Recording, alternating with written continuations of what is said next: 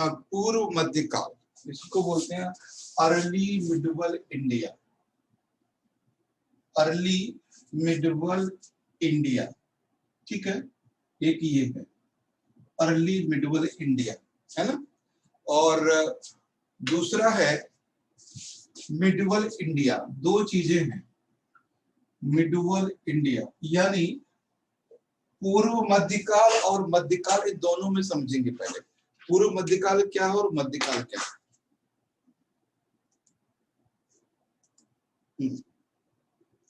पूर्व मध्यकाल और मध्यकाल क्या है उसको देखेंगे, ठीक है। तो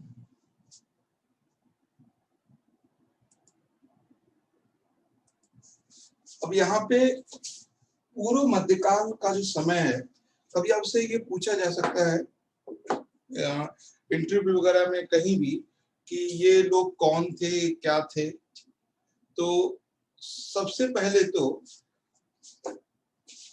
पूर्व मध्यकाल का जो समय है उसको समझिएगा। हम 112 AD टू है ना 1206 AD, एक ये पीरियड है और एक पीरियड है 1206 से लेकर 1857 तक, या है ना 1857 तक ये पीरियड है। तो ये जो पीरियड है इन दोनों में देखिए क्या है, या कह सकते हैं 1757 लिख दीजिए यहाँ पे 1757, ठीक है। इसको समझिए, ये जो पीरियड है, ये वाला पीरियड है, इसको बोलते हैं अर्ली मिडवल इंडिया, ठीक है। अर्ली मिडवल इंडिया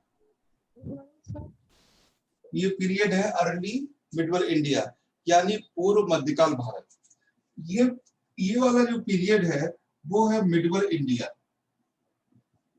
है ना, मिडवल इंडिया यानी मध्यकालीन भारत। तो दो चीजें यहाँ पे समझना है, अर्ली मिडवल क्या है और मिडवल क्या है। अब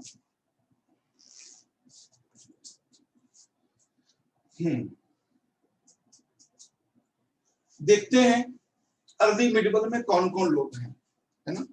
अर्ली मिडवल में कौन लोग हैं। अर्ली मिडवल में जो लोग हैं उनमें सबसे पहले है अरेबियन, यानी भारत में सबसे पहला विदेशी आने वाला व्यक्ति है अरब है, ठीक है। जो अरब लोग हैं वो सबसे पहले विदेशी आने वाले लोग हैं अरब, ठीक है। और अरब जो व्यक्ति सबसे पहले भारत आया है उसका नाम है क्या नाम है, मोहम्मद बिन कासिम, ठीक है। हाँ, मोहम्मद बिन कासिम, ठीक है। तो ये नाम है इसका, मोहम्मद बिन कासिम। तो पहला व्यक्ति है जो भारत आता है और उसका समय है 712 AD। तो समझ लीजिए भारत पर पहले व्यक्ति हैं जो परमानेंटली आक्रमण करने के लिए आते हैं, वो है अरब। और अरब में पहला व्यक्ति है मोहम्मद बिन कासिम। जो मोहम्मद बिन कासिम है वो अरब का है और मुस्लिम है, ठीक है, ये ध्यान रखना है। सबसे पहले लोग आए हैं भारत में तो वो है ग्रीस के लोग हैं, यूनानी लोग हैं, ग्रीस के लोग हैं, ठीक है। ग्रीस के लोग आक्रमण करने भारत में आए। उसके बाद लोग आए हैं हून, और उसके बाद आए हैं अरब, ठीक है, अरब। तो जो ग्रीस है वो एंशिएंट इंडिया में आते हैं, है ना। जो ग्रीस है एंशिएंट इंडिया में आते हैं। जो हूण है ये भी एंशिएंट इंडिया में आते हैं। और जो ये है ये मिडवल इंडिया में आते हैं, ठीक है, ये मिडवल इंडिया में आते हैं।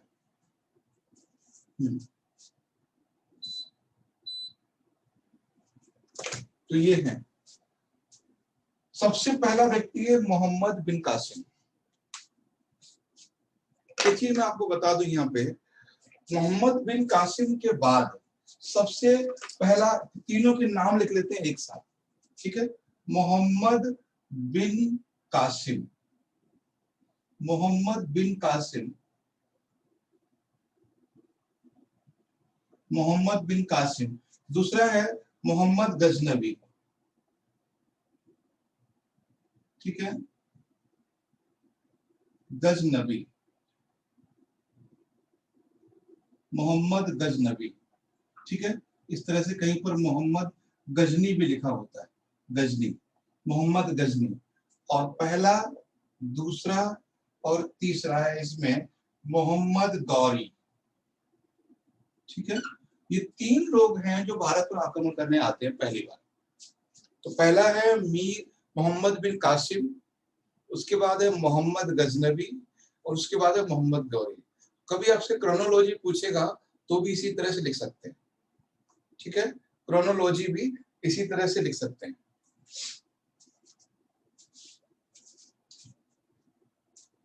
ये अरब के हैं, ठीक है, और ये गजनी एक एरिया है ना, जो गजनी एरिया है वहां के हैं। और ये भी कजाकिस्तान या अफगानिस्तान एरिया के हैं, कजाकिस्तान या एक गौर एरिया है वहां पर है, कजाकिस्तान या गौर एरिया, ठीक है। तो ये लोग हैं। इनमें इनमें जो मुस्लिम है केवल मोहम्मद बिन कासिम है। ये गजनबी हैं और गौरी हैं, ये मुस्लिम नहीं है। Sir 3 number Mohammad Ghori. हाँ, मोहम्मद गौरी, ठीक है। ये तीनों मुसलमान नहीं है क्या, थोड़ा बात समझिए यहाँ पे। जैसे ये इंडिया है ना, ये इंडिया है, और ये जो रीजन है इंडिया के पश्चिम वाला, ये रीजन, ठीक है, इंडिया की जो पश्चिम वाला रीजन है ये वाला, ये ज्यादातर इस्लाम के लिए जाना जाता है, ठीक है, इस्लाम के लिए। मतलब आपका Iran, Iraq, Baghdad, Saudi Arabia, ये जो भी कंट्री है वो इस्लाम के वजह से जाने जाते थे, ठीक है। और मोहम्मद साहब को पैदा हुए उस समय 700 या 800 साल होते हैं, 700-800 साल क्यों, 6 में पैदा होते हैं वो, 6 AD में। तो ये मान लीजिए 7 साल, 600 से 700 साल पहले की बात है, तो कोई पुरानी बात नहीं है अभी, ठीक। तो ये पूरा का पूरा एरिया एक इस्लामिक कल्चर से इफेक्ट है, मेरी बात समझ रहे हैं, इस्लामिक कल्चर से इफेक्ट है। तो जरूरी नहीं है भारत में जो भी व्यक्ति आने वाला है वो मुसलमान हो, और ये भी जरूरी नहीं है कि वो इस्लाम को फॉलो करता हो। लेकिन हम लोग नॉर्मल भारतीय लोग या भारतीय इतिहासकार ये डिफरेंस नहीं कर पाते हैं कि क्या मीर कासिम और मोहम्मद गौरी फर्क क्या है ना। जैसे इंडिया है, इंडिया में क्या सारे लोग हिंदू हैं, ऐसा नहीं है ना। चाइनीज में, चाइना में क्या सारे लोग बौद्धिस्ट हैं, नहीं है। या यूएसए में सारे लोग क्रिश्चियन हैं, ऐसा भी नहीं है। तो जो मिडिल ईस्ट से आने वाले लोग थे वो भी सारे लोग मुसलमान नहीं थे, और सारे लोग इस्लाम को फॉलो भी नहीं करते, ठीक है। और 600-700 पुरानी साल पहले बात है, तो ये चीज ध्यान रखना है। तो कभी आपसे ये इंटरव्यू क्वेश्चन पूछा जा सकता है, क्या भारत आने वाले सभी आक्रमणकारी मुस्लिम थे, ऐसा नहीं है, तो उनका एरिया अलग है। ये गजनी, जो गजनी एरिया है ये अफगानिस्तान, कजाकिस्तान के आसपास में, वही गौर एरिया है। हाँ, लेकिन जो अरब से आया है मीर कासिम, मोहम्मद बिन कासिम, ये है, ठीक। तो पहली बात, इन लोगों का पता है क्या है, इन लोगों का जैसे गजनी है, गौरी है, इन लोगों का क्या रिलीजन है नहीं पता, ठीक है। लेकिन ये इस्लाम को फॉलो करते हैं ऐसा कोई जरूरी नहीं है, क्योंकि इन लोगों ने, किसी ने भी, चाहे मोहम्मद गजनबी हो चाहे मोहम्मद गौरी हो, कहीं भी इस तरह की एक्टिविटी नहीं की, जैसे कोई इस्लामिक शरीयत पे कानून लगाया हो या फिर कोई मस्जिद बनवाई हो, ऐसा कुछ नहीं किया इन्होंने।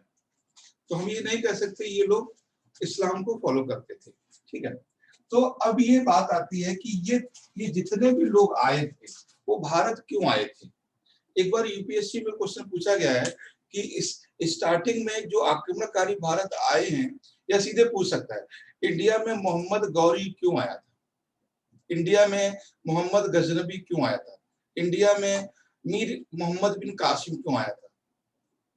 तो मोहम्मद बिन कासिम, मोहम्मद गजनबी और मोहम्मद गौरी, ये तीनों लोग, ठीक है, ये तीनों लोग आए थे भारत को लूटने के लिए, न कि भारत पर राज्य स्थापित करने के लिए, न ही भारत में इस्लाम धर्म का प्रचार करने के लिए, और न ही भारत को शासन करने के लिए। ठीक है, तो they are all came to India to rob, यानी टू द रोबरी, केवल कलेक्ट द मनी।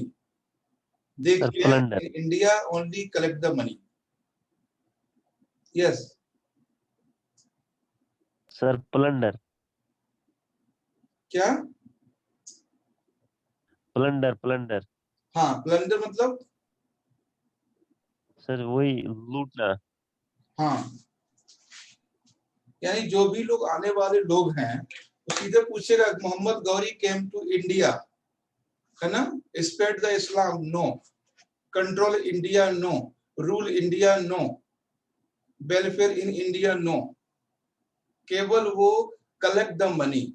तो चाहे मोहम्मद बिन कासिम हो, चाहे वो मोहम्मद गजनबी हो, चाहे वो मोहम्मद गौरी हो, सभी लोग भारत को लूटने आए थे, तीनों लोग। लेकिन जो भारत में परमानेंटली रहना शुरू किया वो मोहम्मद गौरी का एक गुलाम है, स्लेव है, इसका नाम है एबक। एबक ने परमानेंट यहाँ रहना शुरू किया, और एबक के बाद चीजें परमानेंट शुरू हुई। एबक के बाद चीजें यहाँ परमानेंट होना शुरू हुई। ठीक है, ये था। जब क्या होता है ना कि कभी कभी जैसे आप अगर दिल्ली आते हो, है ना, या आपके फादर दिल्ली आते हैं, तो फादर आपके दिल्ली आए तो कोई मान लीजिए हमारे और आपके किसी गार्जियंस आते हैं दिल्ली में, तो वो काम करने आ सकते हैं, कुछ अपना बिजनेस करने आ सकते हैं, वो चले जाएंगे। फिर जो बच्चे आएंगे वो क्या करेंगे, वो भी इंटर कर +2 करके वहीं से आएंगे, ग्रेजुएशन करेंगे, MA करेंगे, नौकरी करके चले जाएंगे। लेकिन जो उनके बच्चे होंगे, है ना, जो आपके बच्चे होंगे, वो दिल्ली को अपना समझने लगेंगे। मतलब फादर थे, उनका बिजनेस था, उनको घर वहां था, पूरा परिवार गांव में है, लेकिन दिल्ली में केवल कुछ दिन के लिए आए हैं तो बिजनेस करने के लिए। आप भी प्राइमरी जो एजुकेशन है वो गांव में लेकर आए हैं, आपको भी पता है गांव में जाना है, लेकिन आप यहाँ पे रहते हो, आप यहाँ पे शादी होती है, आपका जो बच्चा होता है वो उसको दिल्ली अपनी लगती है। तो वही चीज इनके साथ थी। जब मीर मोहम्मद बिन कासिम आया उसको नहीं लगा अपना, गजनबी आया उसको भी अपना नहीं लगा, मोहम्मद गौरी आया उसको भी अपना नहीं लगा, लेकिन धीरे धीरे जो एबक है उसके मन में भारत के प्रति एक प्यार जाग गया, एक अपनापन लगा, तो वहां पे रहा। उसके बाद दिल्ली सल्तनत की स्थापना हुई। ठीक है, तो ये चीजें कोई एक साथ नहीं थी। किसी ने, ये मोहम्मद गौरी ने नहीं सोचा होगा कि हम दिल्ली में जाके, इंडिया में जाके दिल्ली सल्तनत की स्थापना करेंगे, कभी नहीं सोचा था उसने।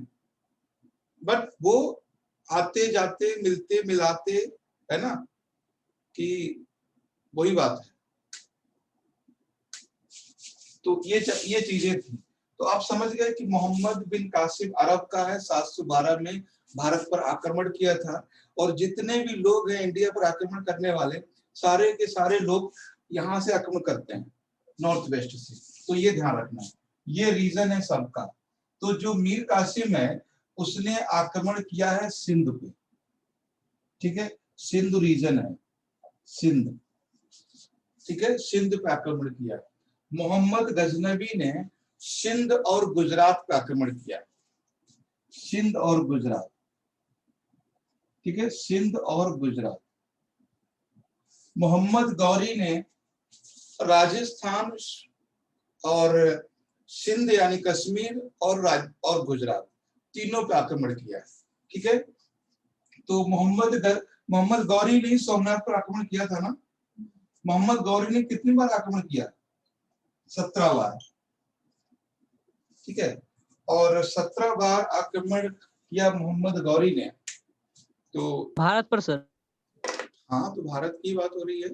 भारत पर आक्रमण किया 17 बार, और 17 बार में इंडिया में उसने आक्रमण किया। तो हमेशा उसका पर्पज यही था कि किसी तरह से भारत में जो संपत्ति है, जो प्रॉपर्टी है, उसको लूटना है। ठीक, और ऐसा कहानियों में लिखा हुआ है कि वो सोमनाथ पर आक्रमण किया था उसने। तो अब वो कितना सही है क्या है कि मंदिर और जो खासकर यूनिवर्सिटी होती थी उस समय, ठीक है, जैसे नालंदा है, विक्रमशिला है, तक्षशिला है, तो ये मंदिर और यूनिवर्सिटी उन लोगों को ऐसा लगता थी बहुत प्रॉस्पर है, इनकी बिल्डिंग बहुत बड़ी बड़ी हुआ करती थी, मतलब बिल्डिंग इनकी बहुत बड़ी बड़ी हुआ करती थी, तो ये लोग उनको लूटते थे। मैं आपको यहाँ पे एक चीज क्लियर कर दूं, they are not any cultural community, वो किसी संस्कृति से संबंध नहीं रखते हैं, वो इस्लामिक कल्चर को फॉलो नहीं करते हैं, वो कोई रिलीजियस कम्युनिटी नहीं है। ये लोग बोल देते हैं ना कि जो बाहर से लोग आए उन्होंने मंदिर तोड़े, हमारी यूनिवर्सिटी तोड़ दी, नालंदा तोड़ दिया, ये कर दिया, वो कर दिया, तो उन्होंने तोड़ा जरूर है, उन्होंने लूटा जरूर है, लेकिन उनका लूटने का जो पर्पस था वो ये नहीं था कि ये मंदिर है इसलिए तोड़ना है। उनका पर्पस ये नहीं था कि ये नालंदा यूनिवर्सिटी है, बौद्ध से रिलेटेड है इसलिए तोड़ना है, या विक्रमशिला है जो बुद्ध से रिलेटेड है इसलिए तोड़ना। उनका लूटना और तोड़ना कोई इस बात का इंडिकेटर नहीं था कि इन्हें कोई रिलीजियस कोई प्रॉब्लम थी उनसे, ठीक है। वो सिर्फ और सिर्फ उनको ये लगता था कि यहाँ पे बहुत ज्यादा प्रॉपर्टी है, बहुत ज्यादा यहाँ पे पैसा है, धन है, क्योंकि वहां पे जो लोग रहते बड़ा शांति ऐशो आराम से रहते थे। ठीक, अलाउद्दीन खिलजी ने या जो भी यहाँ पे भारत में जो विक्रमशिला यूनिवर्सिटी जलाया है, नालंदा को जो भी ध्वस्त किए, चाहे सोमनाथ हो, तो तोड़ने का पर्पज यही था। ये लोग गुस्से में तोड़ देते थे, कुछ मिला नहीं तो तोड़ दिया, है ना, ये चीज थी।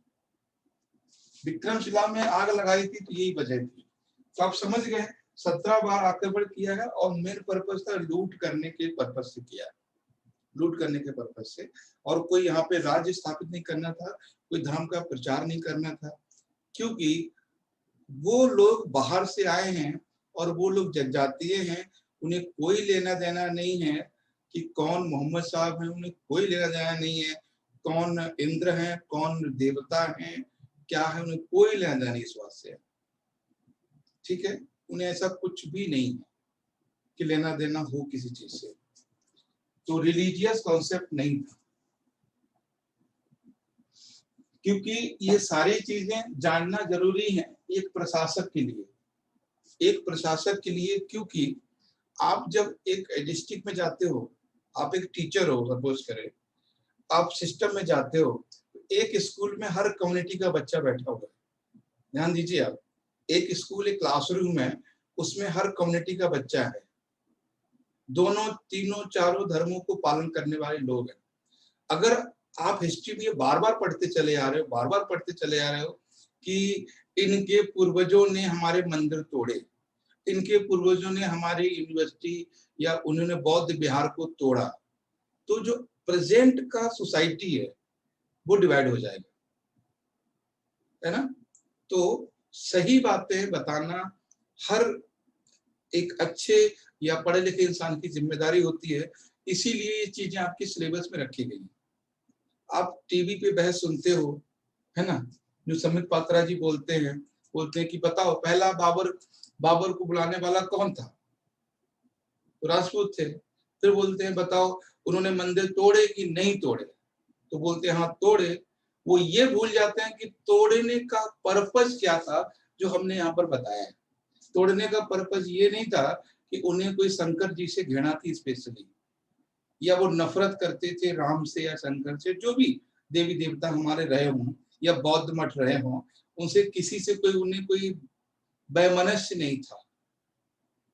मेरी बात समझ रहे हैं, ये चीज वो छिपा जाते हैं। और तभी जो दो कम्युनिटी के लोग जो बैठे होते हैं वो फिर आपस में एक दूसरे से करने करिए, आप ये देखो गलत लोग हैं, इनके पूर्वज आए इन्होंने मंदिर तोड़े थे, तो ये बांटने की बात होती है। ठीक है, खैर बाकी आप समझ गए होंगे हम किस समय की बात कर रहे हैं। अब मोहम्मद गौरी ने भारत पर सोमनाथ पर आक्रमण किया था, ये आप सब जानते हैं। अब मोहम्मद गौरी के बाद, ठीक है, मोहम्मद गौरी के बाद यहाँ पर उसने अपना अपना एक उत्तराधिकारी छोड़ा है, ऐबक। ठीक है, मोहम्मद गौरी ने भारत में जीतते हुए क्षेत्रों पर अपना सक्सेसर छोड़ा है, ऐबक। ठीक है, तो ऐबक ने जो अपना एरिया बनाया है, ऐबक ने कैपिटल बनाई है अपनी लाहौर। ठीक है, लाहौर अपनी कैपिटल बनाई है ऐबक। अब ये ऐबक कौन है? ऐबक कौन है? ऐबक मोहम्मद गौरी का गुलाम है। ऐबक मोहम्मद गौरी का गुलाम है। और कब बनाई है उसने लाहौर कैपिटल? 1206 में। ठीक है, 1206 में बनाई है। और ऐबक जो है ऐबक गुलाम स्लेव डायनेस्टी है ना, या कह सकते हैं गुलाम वंश की स्थापना करता है सबसे पहले। Slave dynasty. ठीक है, तो आप समझ गए कि जो मोहम्मद गौरी ने जिस एरिया को जीता था उस एरिया के लिए अपना एक प्रतिनिधि उन्होंने छोड़ा भारत में, और उसका नाम था उसका नाम था ऐबक। और ऐबक कौन है? मोहम्मद गौरी के गुलाम है, और जिन्होंने अपनी कैपिटल बनाई है लाहौर। और पहली बार गुलाम वंश को स्थापना किया, स्लेव डायनेस्टी की स्थापना की। ठीक, इसी को बोलते हैं। तो सबसे पहली बात है कि जो दिल्ली सल्तनत है, ठीक है, दिल्ली सल्तनत, इसको बोलते हैं दिल्ली सल्तनत। इसका टाइम पीरियड है, इसका टाइम पीरियड कितना है वो देख लीजिए। दिल्ली सल्तनत का टाइम पीरियड है 1206 से एडी से 1526 एडी। ठीक है, 1526 एडी है, 1526 एडी है दिल्ली सल्तनत का टाइम पीरियड। ठीक, दिल्ली सल्तनत की स्थापना करते हैं ऐबक करते हैं। और दिल्ली सल्तनत का वास्तविक संस्थापक माना जाता है इल्तुतमिश को। ठीक, इल्तुतमिश को। अच्छा, जो दिल्ली सल्तनत है ये 1206 का टाइम पीरियड है, ये तो ठीक है, लेकिन यहाँ पे आपको समझना है कि कितनी डायनेस्टी ने यहाँ पे राज किया, कितने वंश थे। कोई बता सकते हैं कि दिल्ली सल्तनत में कितने वंशों ने राज्य किया है?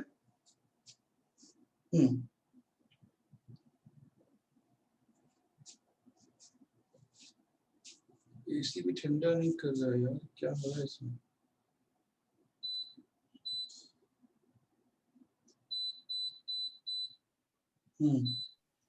गर्मी होगी दिल्ली में। अरे गर्मी है, बारिश हो रही ना आज, इसलिए और गर्मी हो रही है, अंदर से गर्मी निकल रही है।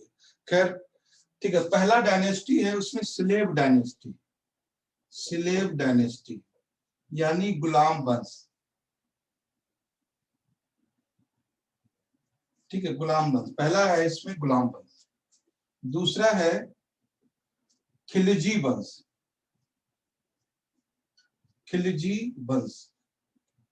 खिलजी डायनेस्टी। ठीक है, खिलजी डायनेस्टी। और तीसरा है तुगलक डायनेस्टी, तुगलक डायनेस्टी। ठीक है, तुगलक डायनेस्टी। तो slave dynasty, Khilji dynasty, Tughlaq dynasty, और नेक्स्ट है इसमें सैयद डायनेस्टी, सैयद वंश। ठीक है, उसके बाद है 1 2 3 4 और 5। ठीक है, सुर डायनेस्टी इसी में आएगा इसमें सर? सुर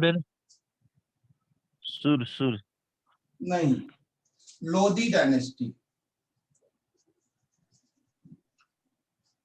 ठीक है, तो ये 5 डायनेस्टी हैं दिल्ली सल्तनत पर रूल करने वाली 5 डायनेस्टी हैं। पहली है गुलाम वंश, दूसरी है खिलजी वंश, तीसरी है तुगलक वंश, फिर है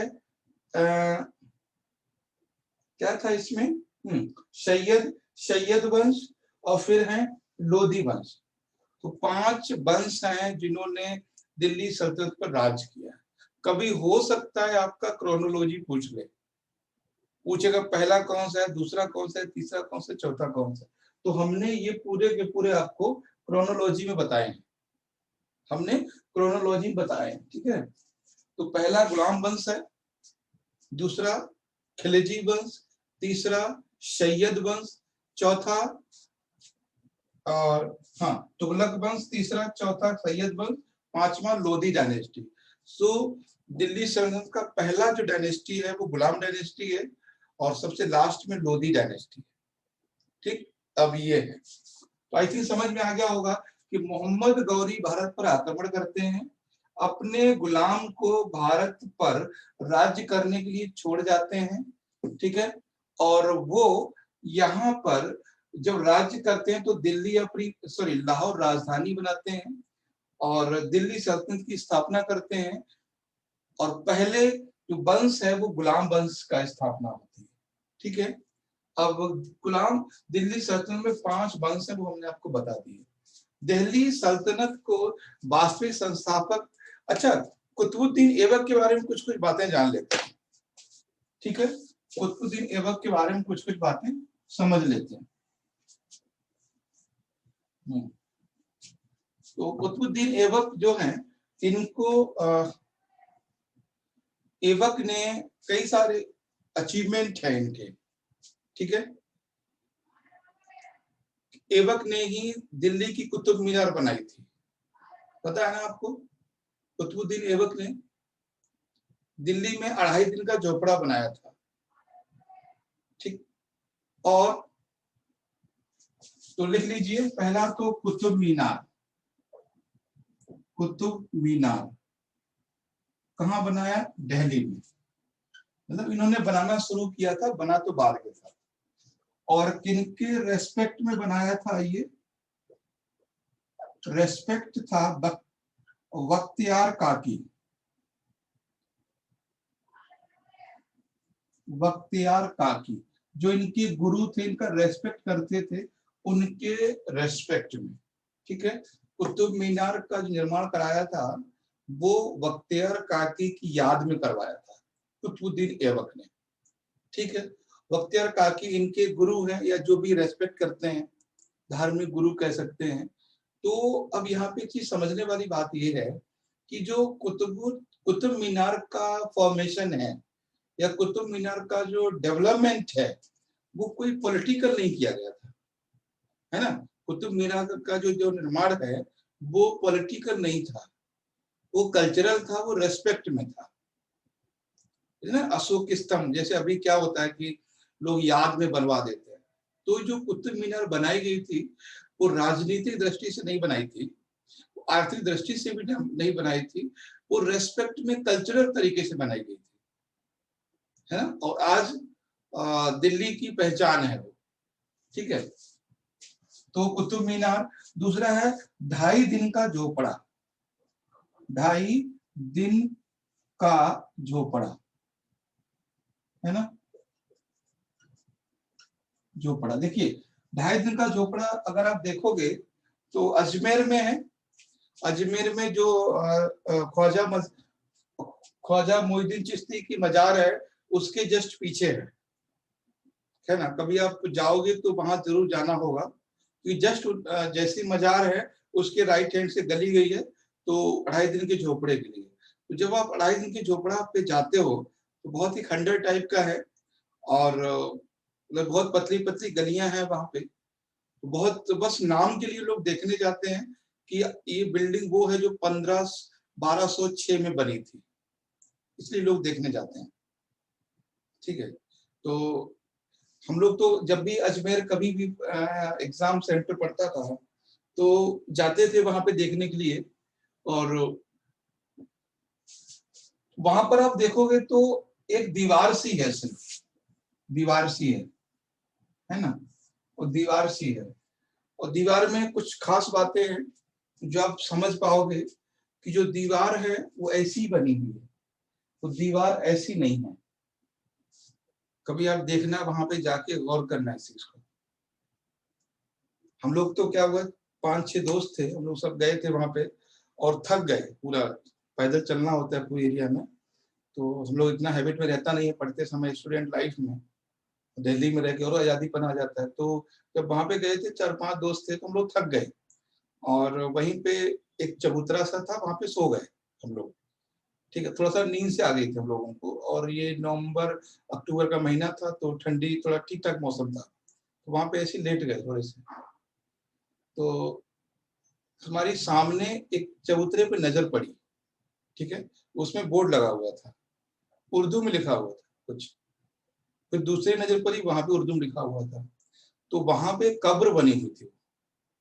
और जैसे ही हमने दोस्तों को बोला यार हम लोग कब्र पे लेटे हुए हैं, वहां कोई नहीं लेटा, हम लोग इतना पता ही नहीं था ऐसा कुछ होगा भी।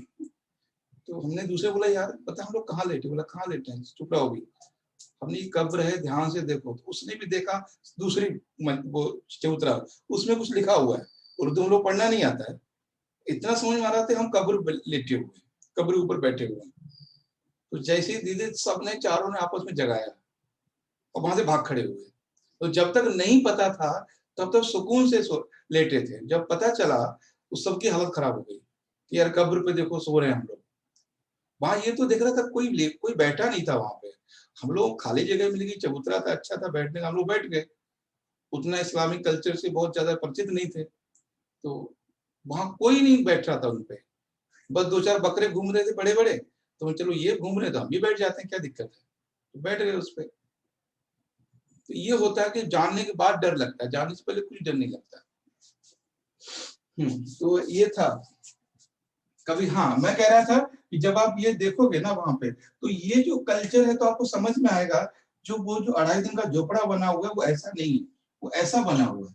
इसका मतलब है कि वो जो कुतुबुद्दीन ऐबक है वो सऊदी अरेबिया से नहीं है, क्योंकि ये जो कल्चर आया है ना मेहराब वाला, ये आया है अरब से, है ना, ये अरब से आया है। अब देखना भारत में पुरानी जो अदालतें हैं, कचहरी है, उनमें देखना उनके दरवाजे कुछ ऐसे ही हैं।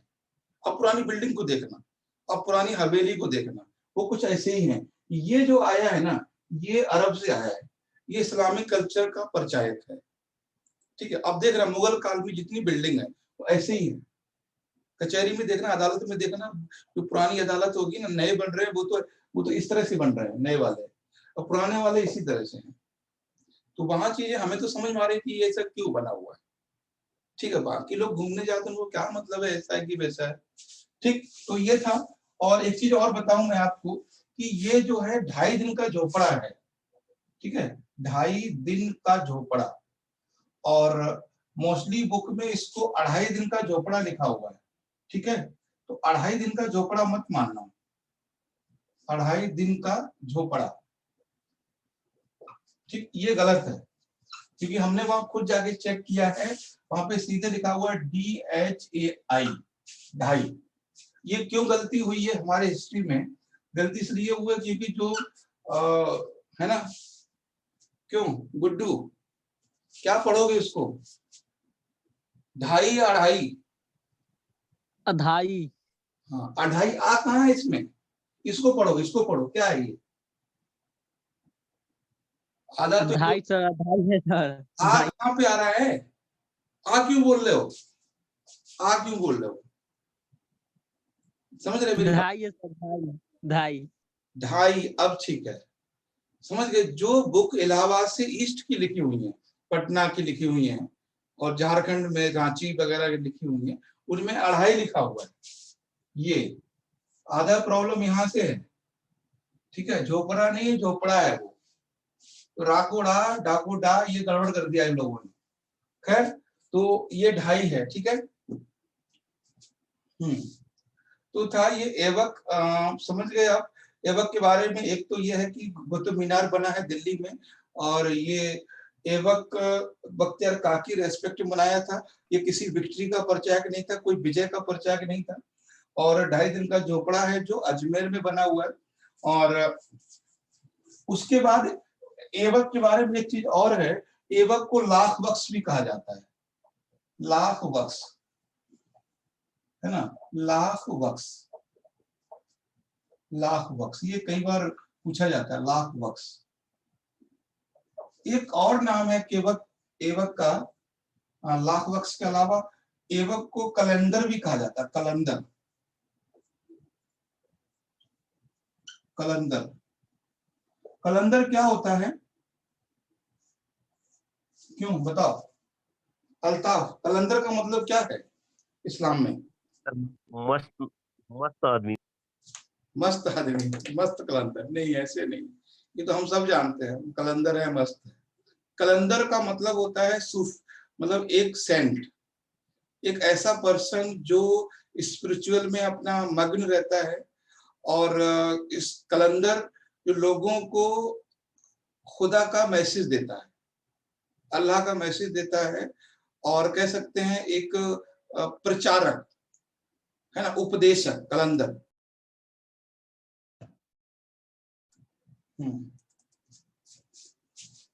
ठीक है, तो बस सिंपल से ये बताना था कि ऐबक को लाख बख्श भी कहा जाता है। लाख बख्श इसलिए कहा जाता है क्योंकि जब वो जहां से निकलता था वो सबको दान देते थे। मतलब लाख बख्श, लाखों रुपए, लाखों का धन वो लुटाते थे। यानी जो ऐबक हैं वो काफी दानी थे, और जिस रास्ते से गुजरते थे वहां दान करते हुए जाते थे, इसलिए उनको लाख बख्श कहा गया। उनको कलंदर भी कहा गया। कलंदर इसलिए कहा गया है कि जो व्यक्ति दान करेगा कुछ अच्छी बातें तो बताएगा ही, तो अच्छे थे, और कलंदर इसलिए कहा गया उनको। कलंदर माने धार्मिक व्यक्ति, या वो जो व्यक्ति जो लोगों के लिए अच्छी बातें बताता है, या जो सन्यासी इसको कहते हैं नॉर्मल भाषा में, ये था कलंदर। ठीक है, तो आई थिंक समझ में आ गया होगा आपको ऐबक के बारे में 4 बातें मेन। पहला पॉइंट ऐबक के बारे में कि वो गौरी का कौन है, गुलाम है। पहली बात, गौरी का गुलाम है। दूसरी बात है दिल्ली सल्तनत की स्थापना की। तीसरी बात है कुतुब मीनार बनाए। चौथी बात है 2.5 दिन का झोपड़ा बनवाया। ठीक है, उसके बाद इन्हें लाख बख्श कहा गया। ठीक है, लाख बख्श कहा गया, और इन्हें कलंदर कहा गया। ये यही बातें हैं जो ऐबक के बारे में मेन है। अब इनमें कोई सा पॉइंट ऐसा हो तो ना समझ में आया हो तो बताएं। यही तो था समरी। क्लियर है सबको? Yes, yes sir. तो ये कलंदर से क्वेश्चन पूछा गया, कलंदर किसे कहा गया है, या लाख बख्श किसे कहा गया, तो ध्यान रखना। और इसमें जो सबसे अलग चीज आपको मिली होगी, वो पूरे टॉपिक में जो नई चीज होगी, तो कुछ लोगों को सारी चीजें नई लगी होंगी, और मैंने तो एक ही चीज है जो लग रहा है हमने कुछ नया बताया है, वो ये बताया कि कुतुब मीनार का निर्माण कोई राजनीतिक उद्देश्य से नहीं किया गया था। ये सिर्फ नई चीज थी, बाकी सब पुरानी है, किताबों मिल जाती है, आप लोगों ने पढ़ी भी होंगी। ठीक है, और दूसरी एक चीज ने ये थी कि मेहराब की नहीं बनी थी, वो सिंपल बनी थी। इसका मतलब था कि वो इस्लामिक कल्चर से नहीं था। ठीक है, तो ये चीजें, 2 चीजें नई है, बाकी तो आप लोगों ने देखी। अब बात आते हैं हम लोग इल्तुतमिश पे। इल्तुतमिश, ठीक है, इल्तुतमिश, इसको अल्तमस भी कहते हैं, अल्तमस, है ना, अल्तमस, इसको प्यार से लोग अल्तमस भी कहते हैं। अल्तमस, खासकर अल्तमस या इल्तुतमिश। अब ये इल्तुतमिश है कौन, ये समझ लेते हैं। जो इल्तुतमिश हैं वो ऐबक के स्लेव हैं। क्या है? स्लेव,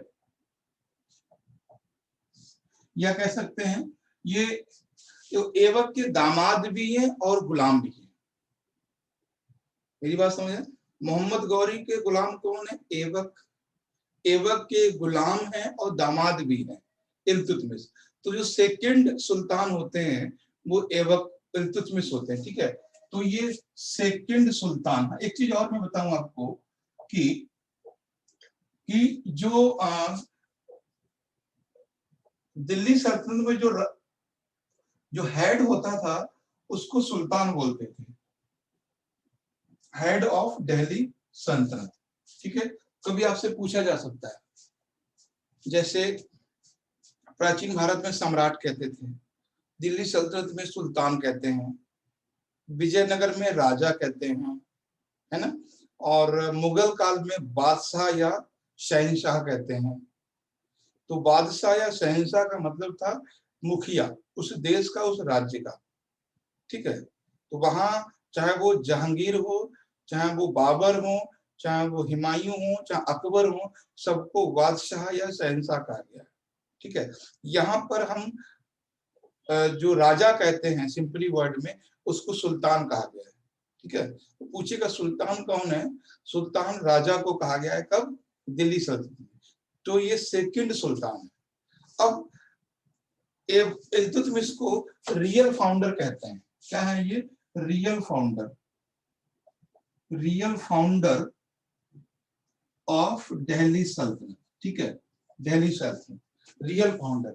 अच्छा, रियल फाउंडर क्यों कहते हैं? क्योंकि उन्होंने लाहौर से कैपिटल दिल्ली लेके आए थे, ठीक है। लाहौर देखो, पहले आपको बता दें कि इल्तुतमिश, एक बार क्वेश्चन ये पूछा गया है कि इल्तुतमिश जो है दिल्ली सल्तनत से पहले कहाँ का राजा था?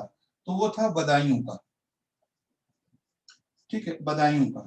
तो बदायूं को था, और बदायूं यूपी में है, और बदायूं से कुछ समय तक इल्तुतमिश ने दिल्ली सल्तनत को कंट्रोल किया था, ठीक है। बदायूं का नाम दो वजह से ज्यादा फेमस है।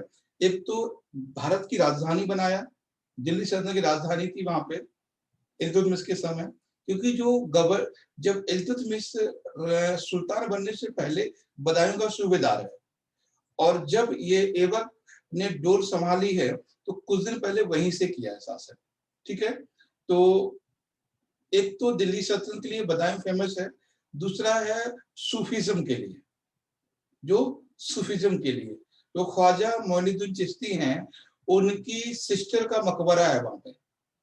ख्वाजा मोइनुद्दीन चिश्ती की सिस्टर है, उनका वहां मकबरा है, ठीक है।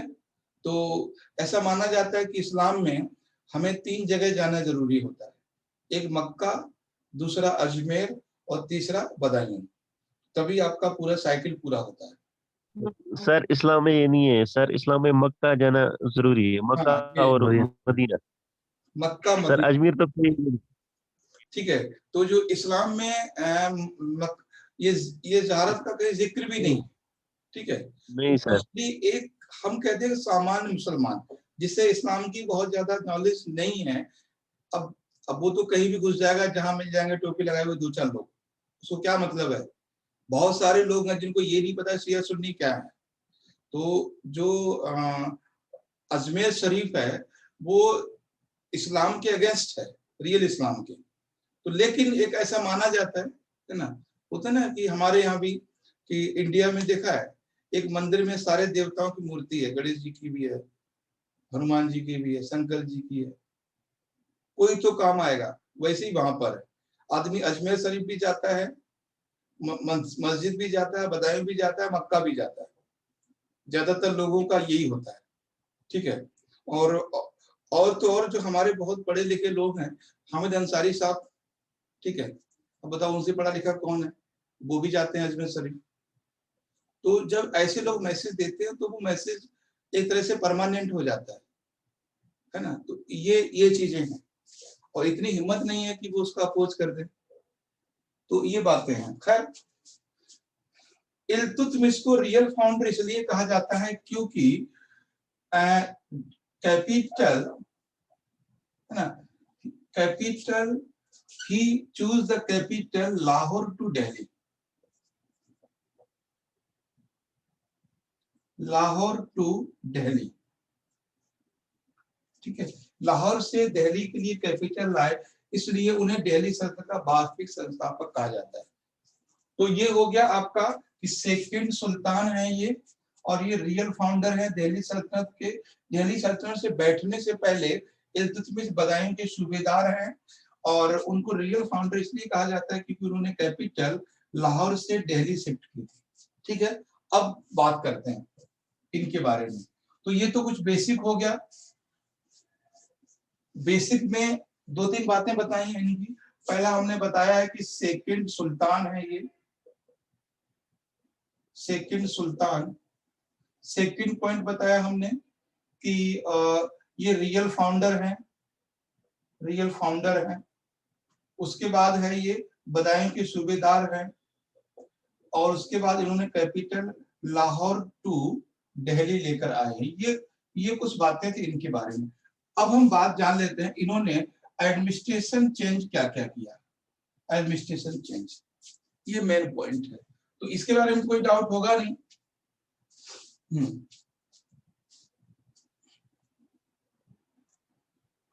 देखिए एडमिनिस्ट्रेशन उन्होंने पहला एक ग्रुप बनाया, तुर्कान ए चहलगानी। तुर्कान ए चहलगानी, चहलगानी। ठीक है, चहलगानी कुछ जगह पर चालीसा भी लिखा हुआ है, चालीसा। ठीक है, चालीसा, चालीसा भी लिखा हुआ है, तुर्कान ए चालीसा। उसके बाद इन्होंने इक्ता सिस्टम शुरू किया, इक्ता सिस्टम। फिर उन्होंने दो कॉइन शुरू किए थे, कॉइन। एक था टंका, दूसरा था जीतर।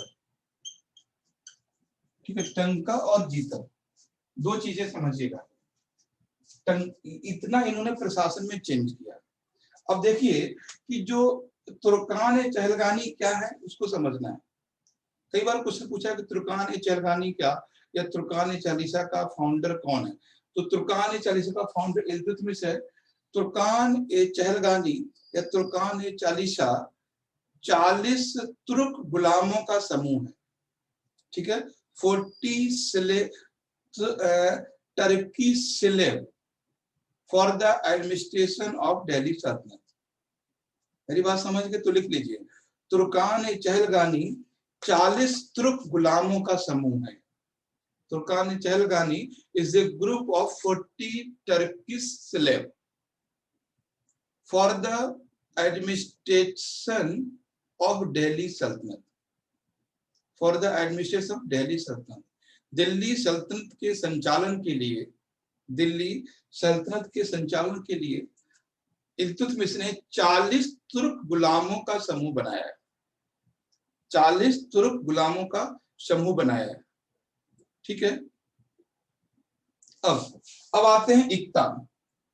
तो 40 तुर्क गुलामों का समूह है, ये भी गुलाम है। तो उसने कहा कि हम किसी और पे भरोसा नहीं करेंगे, हमारे अंडर जो गुलाम है उन्हीं को बनाएंगे। अब बताते हैं इक्ता। इक्ता क्या है? इक्ता इज लाइक प्रोविंस, एक राज्य की तरह है। ठीक है, इक्ता क्या है? एक राज्य की तरह है। इक्ता लाइक ए स्टेट या प्रोविंस कह सकते हैं, है ना। स्टेट प्रोविंस बात एक ही है। यानी जैसे भारत को 28 राज्यों में बांटा गया है, उसी तरह से दिल्ली सल्तनत को उसने इक्ता में डिवाइड किया था, है ना। तो इक्ता क्या था? एक एडमिनिस्ट्रेटिव यूनिट थी, लाइक स्टेट। ठीक है, तो ये एडमिनिस्ट्रेटिव यूनिट है। एडमिनिस्ट्रेटिव यूनिट यानी ये प्रशासनिक इकाई है, प्रशासनिक इकाई। जैसे भारत में राज्य हैं, राज्य में जिले हैं, राज्य में मंडल हैं, मंडल में जिले हैं। तो उसी तरह से दिल्ली सल्तनत को इल्तुतमिश ने इक्ताओं में विभाजित किया था। ठीक है, कंफर्म है यहाँ तक। अब बात करते हैं, अब बात आती है कॉइन पे, सिक्के पे। पहली बार किसी ने आफ्टर गुप्ता डायनेस्टी के बाद सिक्के शुरू किए थे, दो, टंका और जीतर। देखिए जो टंका है वो सिल्वर का है। ठीक है, सिल्वर यानी चांदी का है, और जीतर है जो कॉपर का है। ये बात याद रखनी है। इल्तुतमिश ने 2 सिक्के जारी किए थे, टंका और जीतल। टंका चांदी का है, जीतल तांबे का है। तो ये था। अब सीधा सीधा हम लोग, अब इसमें इससे ज्यादा कुछ भी नहीं है। अब सीधे हम लोग नेक्स्ट क्लास में करेंगे रजिया, रजिया सुल्तान। ठीक है, रजिया सुल्तान की बात करेंगे। रजिया सुल्तान, इसकी हम लोग बात करेंगे।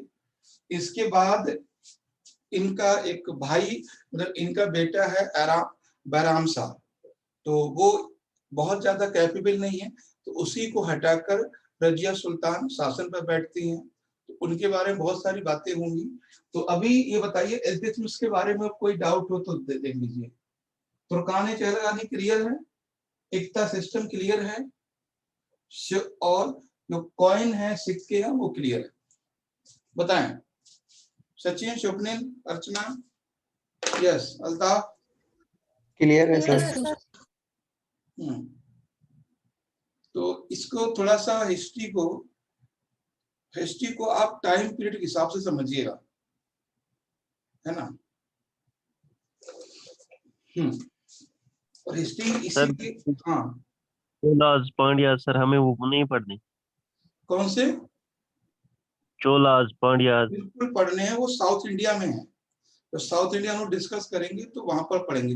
साउथ इंडिया में पूरा हो जाएगा, जैसे चोल, चेर, पांड्य, विजयनगर, बहमनी, ये सभी हम एक साथ कर लेंगे।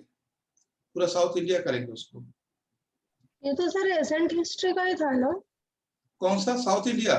नहीं, वो हाँ, जो संगम, उसी में मंदिरों की मतलब जो शैलियां वगैरह थी, द्रविड़ शैली, नागर, ये सब। नहीं, मंदिर तो बाद के भी बने हैं। द्रविड़ शैली तो ऐसा है, बहुत सारे ऐसे मंदिर हैं जो बाद जो गुम्मद शैली में बने हैं। तो मंदिर मतलब मिडवल काल में हमने दक्षिण भारत पूरा ही छोड़ दिया है। जैसे चोला डायनेस्टी है या बहमनी है, तो बहमनी मध्य काल में आता है। संगम, जो संगम काल है, वो एंशिएंट में आता है। तो पूरे एक साथ देख लेंगे, कोई प्रॉब्लम नहीं है। ठीक है, तो कल हम लोग, और हाँ, एक बात मैं आपको बता दूं कि आपकी जो ये वाली क्लास है, जीएस वाली, ये बंद नहीं हुआ करेगी संडे को भी। ठीक है, करंट की हम लोग बंद कर देंगे संडे को, लेकिन ये बंद नहीं करेंगे। इसका टाइम 1 घंटे जरूर निकाल लीजिए, क्योंकि पेपर 27 जून को, सिलेबस कम नहीं है। अच्छे से करना है तो हमें 2 दिन भी चुराना पड़ेंगे। मैंने बहुत सोचा इस बार कि नहीं, ये 2 दिन चले जाते हैं। जीएस देखो क्या होता है, हम लोग करंट तो कवर कर सकते हैं, लेकिन जीएस का बड़ा सेक्शन है, तो जीएस को नहीं रोकना। हाँ, कोई ऐसी कंडीशन है जैसे कोई छुट्टी वगैरह तो ठीक है, लेकिन नॉर्मल कंडीशन में संडे ये क्लास कंटिन्यू होगी, केवल जीएस वाली। करंट में कुछ भी नहीं है, वो हम जब चाहें तब कवर कर सकते हैं, लेकिन जीएस 1 दिन का काम नहीं है। ठीक है, कोई प्रॉब्लम तो नहीं किसी को? Altaf, Sachin? No sir. No sir. ठीक है, क्योंकि सिलेबस काफी, हमें मतलब साइंस भी करनी है, इकोनॉमी भी करनी है, पॉलिटी भी करनी है। तुम्हारे पास टाइम सिर्फ और सिर्फ 15 जून तक है। 15 जून के बाद आपको फ्री छोड़ देंगे। अभी पहले का भी तो साइंस का और बाकी है थोड़ा। हाँ, एक क्लास है, वो कल हम करवाएंगे। ठीक है, साइंस का भी है और इसका भी है, इकोनॉमिक का भी है, और कुछ ज्योग्राफी के पार्ट्स भी बचे थे, सॉइल वगैरह। तो अभी आज फ्राइडे है ना, तो कल तो पहले साइंस कर लेते हैं। ठीक है, और इकोनॉमी अब जैसे जैसे हिस्ट्री खत्म होगा ना, हम सोचने के बाद इकोनॉमी करवा दें। आपका इकोनॉमी ठीक, मतलब सही से हुआ भी नहीं है, इन लोगों का भी नहीं हुआ है। ठीक है, तो एक बार फिर से कर लीजिएगा, तो उसमें और नई चीजें जुड़ जाएंगी। तो हिस्ट्री के बाद जस्ट इकोनॉमी ही शुरू करेंगे। ठीक है, तो अभी हम लोग टेस्ट के लिए मिलते हैं 10:30 बजे। ठीक है।